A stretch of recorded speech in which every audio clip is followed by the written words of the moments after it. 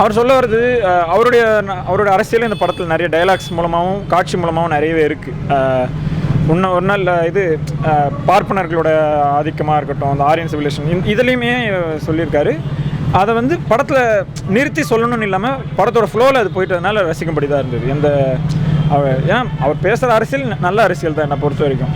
So அதுக்கு இந்த problem. அதில் வந்து அந்த பௌத்த சிலை வெட்டி மறுபடியும் அதே இடத்துல நிறுவுற மாதிரிலாம் காட்சி அமைப்பு, இது அவர் வந்து வலிந்து திணிக்கிற மாதிரி இருக்குது அப்படின்ற மாதிரிலாம் சில சொல்கிறேன். அந்த மாதிரி தோணுது இல்லை? அவர் இங்கே வந்து ஒரு ஃபேண்டசியாக ஒரு சின்ன நம்ம இந்த ஊர் கட்டுக்கதை அந்த மாதிரி யூஸ் பண்ணுவோம்ல, ஃபோக்லோர்ன்ற ஒரு கான்செப்ட் இருக்குது. அந்த மாதிரி தான் இது என் கண்ணுக்கு தெரிஞ்சுது. அவர் ஒரு புத்திசம ஏற்றுக்கக்கூடிய ஒரு ஆள் தான். அவரோட டச்சாக ஒவ்வொருத்தர் வைப்பாங்களே. இப்போது ஒரு முருகர் இது அரி வந்து எப்பவுமே வந்து கோயிலில் காமிச்ச ஆரம்பிப்பார். அது அவர் சென்டிமெண்ட்டு.